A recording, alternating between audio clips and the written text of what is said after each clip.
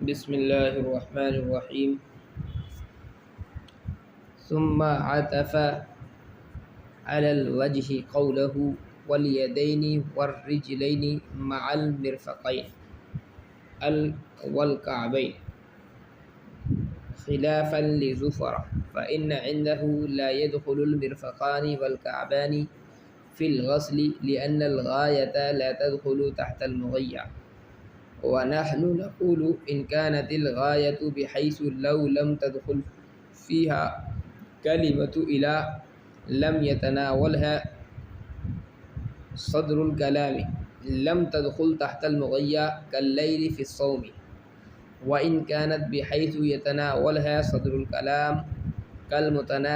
كالمتنازع فيه تدخل تحت المغيّة، بناء على أن للنحويين في إلى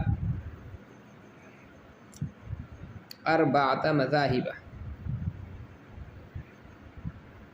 الأول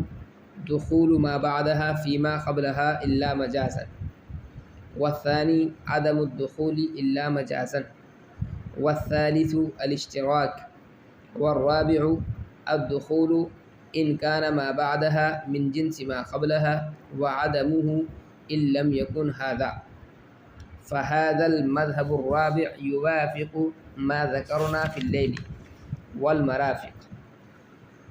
وأما الثلاثة الأول فالأول يعارضه الثاني فتساويا، والثالث أوجب التساوي أيضا، فوقع الشك في مواقع استعمال كلمة إلى، ففي مثل سورة الليل في الصوم إنما وقع الشك في التناول والدخول فلا يثبت التناول بالشك. وفي مثل سورة النزاع إنما وقع الشك في الخروج بعدما ثبت تناول صدر الكلام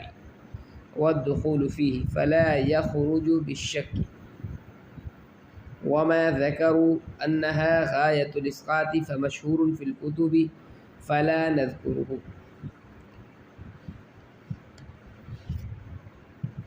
سب سے پہلے تو ہم عبارت کا ترجمہ کریں گے، پھر عطف کیا مصنف نے علی الوجہ پر اپنے قول والیدین والرجلین مع المرفقین والکعبین کا۔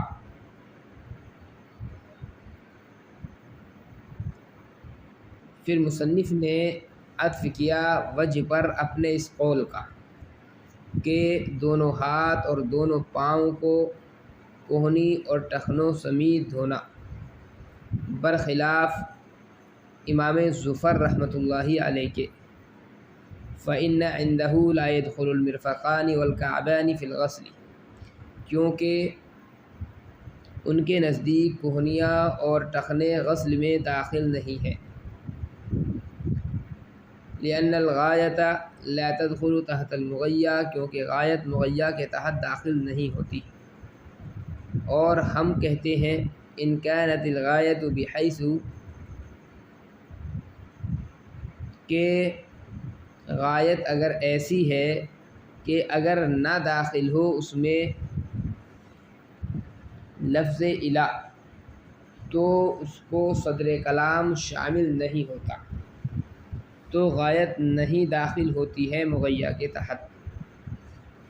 لأن الغایۃ لا تدخل تحت المغیّہ۔ ونحن نقول، اور ہم کہتے ہیں ان کانت الغایۃ، اگر غایت ایسی ہو لو لم تدخل فیہا کلمۃ الی، کہ اگر داخل نہ ہوتا ہو اس میں کلمہ الی، لم یتناولھا صدر الکلام، تو اس کو صدر کلام شامل نہیں ہوتا، تو غایت مغیّہ کے تحت داخل نہیں ہوتی، جیسے لیل صوم میں داخل نہیں۔ ثم اتموا الصیام الی اللیل، یہاں پر جو ہے وہ آیت کی طرف اشارہ ہے کہ ثم اتموا الصیام الی اللیل میں صوم میں لیل جو ہے وہ داخل نہیں ہے۔ وَإِن كَانَتْ، اور اگر غایت ایسی ہو کہ صدر کلام اس کو شامل ہوتا، یہ تناولھا صدر الکلام، صدر کلام اس کو شامل ہوتا ہو، جیسا کہ متنازع فی مسئلے میں یعنی کعبین اور مرفقین کا جو مسئلہ ہے اس کی طرف اشارہ ہے، تو غایت مغیّہ کے تحت داخل ہوتی ہے، اس بنا پر کہ نحویین کے یہاں الا کے متعلق 4 مذاہب ہیں۔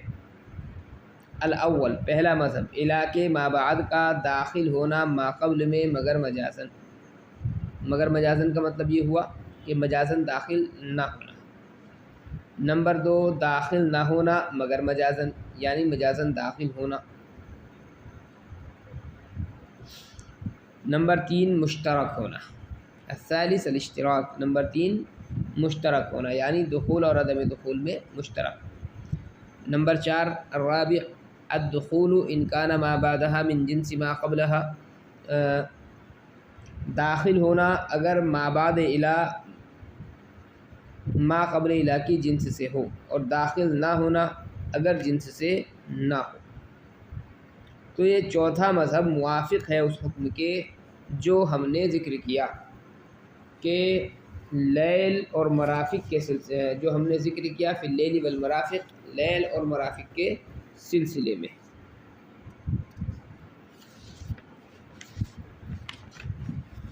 وَأَمَّا الثَّلَاثَةُ الْأُوَّلُ، بہرحال پہلے تینوں مذاہب، تو پہلے مذہب کا معارض دوسرا مذہب ہے، اس لیے وہ دونوں برابر ہو گئے ہیں۔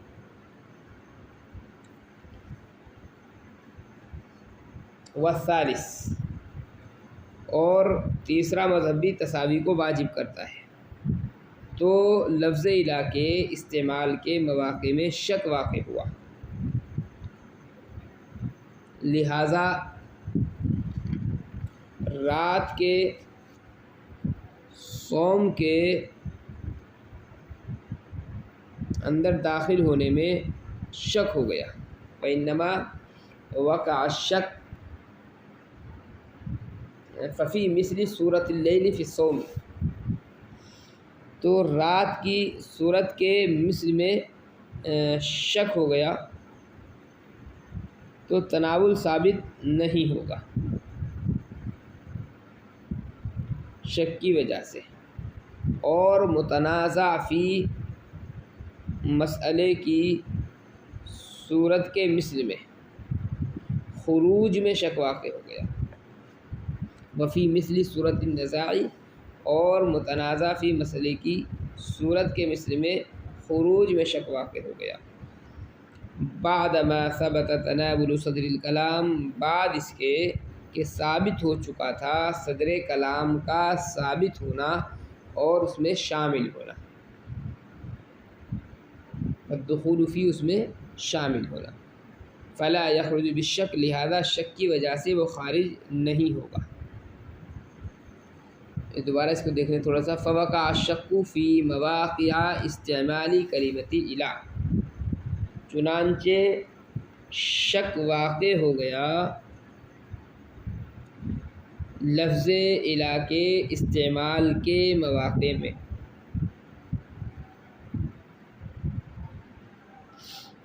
ففی مثل صورت اللیل فی الصوم، لہذا رات کی صورت کے مثل کے صوم کے حکم میں لیل کے داخل ہونے کی صورت کے مثل میں شک ہو گیا۔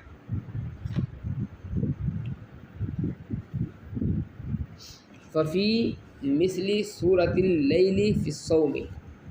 رات کی صورت کے مثل کے صوم میں داخل ہونے میں شک ہو گیا تو تناول ثابت نہیں ہوگا شک کی وجہ سے،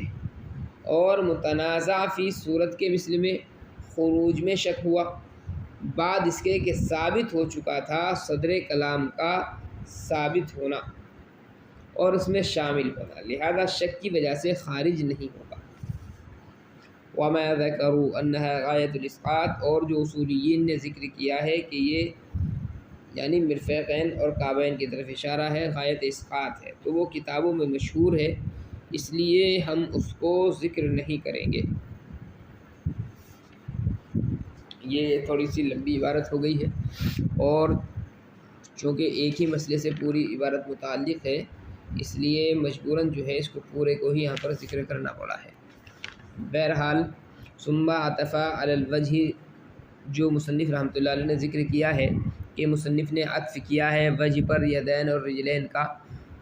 اس کا مطلب یہ ہے کہ جیسے وضو میں چہرے کا دھونا فرض ہے، ایسے ہی دونوں ہاتھوں کا کہنیوں سمیت دھونا اور دونوں پیروں کا ٹخنوں سمیت دھونا جو ہے یہ فرض ہے۔ خلاف لزفرا سے فرماتے ہیں کہ امام ظفر کا اس مسئلے میں اختلاف ہے، ان کے نزدیک مرفقین اور کعبین جو ہے یہ غسل میں داخل نہیں ہے، یعنی ان کے نزدیک کہنی اور ٹخنے کا دھونا فرض نہیں ہے۔ ان کی دلیل یہ آیت ہے فاغسلوا وجوہکم وایدیکم الی المرافق، اس آیت میں مرافق اور کعبین کے لفظ سے غسل ید اور غسل رجل کی غایت یعنی حد کو ظاہر کیا گیا ہے، اور قاعدہ یہ ہے کہ غایت وہ مغیّہ کے تحت میں داخل نہیں ہوا کرتی ہے، یعنی حد والی جو چیز ہوتی ہے وہ محدود میں داخل نہیں ہوتی۔ پر غایت اور مغیّہ کہا ہے تو ما قبل الا کو جو ہے وہ مغیّہ کہتے ہیں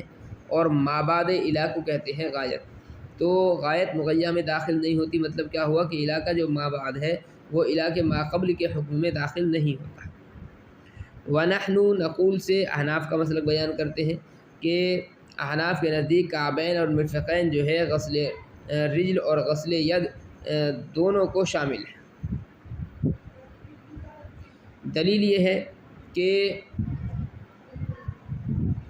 اگر غایت ایسی ہو کہ وہاں پر لفظ الا مذکور نہ ہو تو صدر کلام بھی غایت کو شامل نہ ہو تو پھر غایت مغیّہ میں داخل نہیں ہوتی ہے، جیسے اتم الصیام الی اللیل ہے، اگر الی اللیل یہاں پر جو ہے مذکور نہ ہو تو تب بھی صدر کلام جو ہے یعنی نہار یہ غایت میں یعنی لیل کو شامل نہیں ہوگا، تو الا کے ذکر کرنے کے بعد بھی اب شامل نہیں ہوگا۔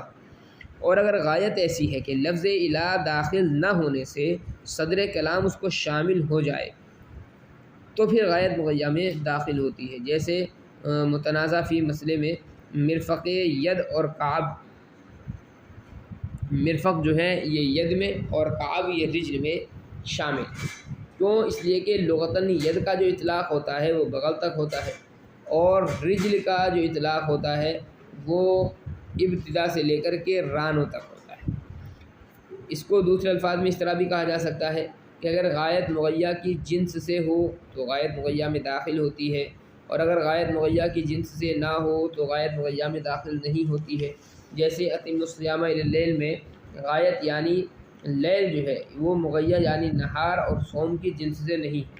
اسی طریقے سے کعب اور مرفق جو ہے یہ رجل اور ید کی جنس سے ہے، تو جنس سے ہے تو ظاہر ہے کہ داخل ہوں گی، جنس سے نہیں ہے تو داخل نہیں۔ بناء علی ان للنحویین، یہ یہاں سے غایت کے مغیّہ میں داخل ہونے اور نہ ہونے کے سلسلے میں احناف نے جو ضابطہ بیان کیا ہے کہ اگر جنس سے ہو تو داخل ہوگی، جنس سے نہ ہو تو داخل نہیں ہوگی، اس کی وجہ بیان کر رہے ہیں ضابطے کی۔ نحویوں کے یہاں اس سلسلے میں 4 مذاہب ملتے ہیں۔ نمبر 1 یہ کہ ما بعد الا ما قبل الا کے حکم میں داخل ہوتا ہے، مگر مجازن، یعنی اگر کوئی قرینہ موجود ہو داخل نہ ہونے کا تو داخل نہیں ہوتا، ورنہ تمام اوقات میں وہ داخل ہوتا ہے۔ دوسرا مذہب کیا ہے؟ دوسرا مذہب یہ ہے کہ ما بعد الا ما قبل الا کے حکم میں تمام اوقات میں داخل نہیں ہوتا مگر قرینے کے پائے جانے کے وقت میں، یعنی اگر قرینہ پایا جائے گا تو داخل ہوگا ورنہ داخل نہیں ہوگا۔ تیسرا مذہب یہ ہے کہ دخول اور عدم دخول دونوں میں مشترک ہے، یعنی دخول اور عدم دخول دونوں جو ہیں یہ قرینہ خارجیہ پر محمول ہوں گے۔ اگر دخول کا قرینہ ہو تو ما بعد الا ما قبل الا کے حکم میں داخل ہو جائے گا، اور اگر عدم دخول کا قرینہ ہو تو داخل نہیں ہوتا ہے۔ چوتھا مذہب یہ ہے کہ اگر ما بعد الا ما قبل الا کی جنس سے ہے تو داخل ہوتا ہے، اور اگر جنس سے نہیں ہے تو داخل نہیں ہوتا ہے۔ تو یہ چوتھا مذہب ہے، یہی احناف نے اختیار کیا ہے۔ ان چاروں مذاہب کے اندر فرماتے ہیں کہ چوتھا مذہب جو ہے وہی متنازع فی مسئلے کے زیادہ موافق تھا، اس لیے احناف نے اسی مسلک کو اختیار کر لیا ہے۔ اب چوتھا ہی مسلک کیوں اختیار کیا اور پہلے جو مسالک ہیں 3 ان کو کیوں نہیں لیا، اس کی وجہ بتا رہے ہیں۔ وَأَمَّا الثَّلَاثَةُ الْأُوَّلُ سے اسی کی وجہ بیان کی ہے کہ احناف نے پہلے 3 مذہب میں سے کسی مذہب کو کیوں اختیار نہیں کیا، تو اس کی وجہ بیان کی ہے کہ پہلے اور دوسرے مذہب کو اختیار نہ کرنے کی وجہ تو یہ ہے کہ دونوں ایک دوسرے کے معارض ہیں، اور اذا تعارضا تساقطا، یہ ضابطہ ہے کہ جب دو چیزوں میں تعارض ہو تو دونوں ساقط ہو جاتی ہیں، لہذا دونوں ساقط ہو گئی۔ تیسرا جو مذہب تھا اس کو اس لیے نہیں لیا گیا کہ اس میں بھی دخول اور عدم دخول دونوں ہی مساوی ہو رہے ہیں، اور دونوں کے مساوی ہونے کی وجہ سے الہ کے بارے میں شک پیدا ہو گیا کہ وہ دخول کے لیے ہے یا عدم دخول کے لیے۔ مثلا اتم الصیام الی اللیل، رات کا روزے میں داخل نہ ہونا یہ معلوم ہے کیونکہ رات جو ہے وہ صیام کی جنس سے نہیں ہے، تو یہاں الہ کے بارے میں شک ہو گیا کہ الہ جو ہے وہ دخول کے لیے آیا ہے یا عدم دخول کے لیے، لہذا شک کی وجہ سے اس صورت کو بھی ترک کر دیا گیا ہے۔ چوتھا مذہب باقی رہا تھا، اسی کو حناف نے اختیار کر لیا۔ ففی مثلی صورت اللیل، یہ جو عبارت ہے یہاں سے مصنف نے کلمہ الہ کے مواقع استعمال میں شک واقع ہونے کو سمجھایا ہے اپنے انداز میں، کہ جیسے اتم الصیام الی اللیل میں لیل کے صوم کی جنس سے نہ ہونے کی وجہ سے لیل کے روزے کے حکم میں داخل ہونے میں شک ہو گیا۔ لیل جو ہے صوم کی جنس سے نہیں تھا، اب اگر الہ نہ آتا تو ظاہر ہے کہ داخل نہیں ہونا تھا، لیکن الہ آ گیا تو داخل ہونے میں شک ہو گیا، کیونکہ اگر الہ داخل نہیں ہوتا تو لیل کا صوم سے خارج ہونا یہ بالکل یقینی تھا۔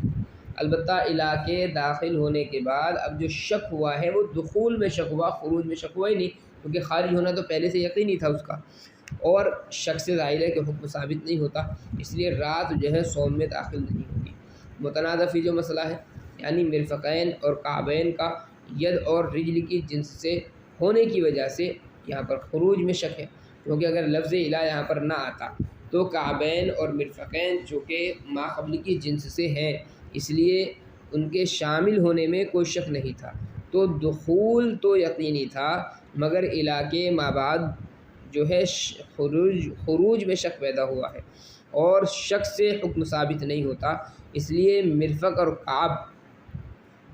یہ ید اور رجل میں شامل ہوں گے، محض شک کی بنا پر غسل کے حکم سے خارج نہیں ہوں گے۔ امید ہے یہ بات آپ کی سمجھ میں آ گئی ہوگی۔ اس کے بعد میں انہوں نے ایک بات ذکر کی ہے، وَمَا ذَكَرُوا أَنَّ غَایَةَ الْإِسْقَاطِ،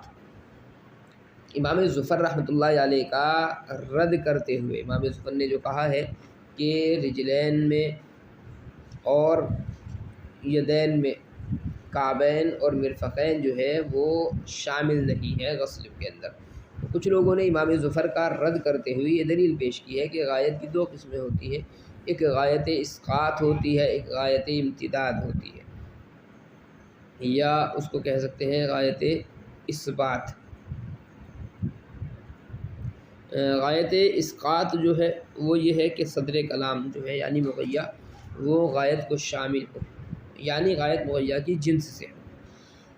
اور ما ورائے غایت کو ساقط کرنے کے لیے غایت کو لایا جا رہا ہو۔ غایت اسقاط میں غایت مغیّہ میں داخل ہوتی ہے، جیسے وَأَيْدِيَكُمْ إِلَى الْمَرَافِقِ اور أَرْجُلَكُمْ إِلَى الْكَعْبَيْن میں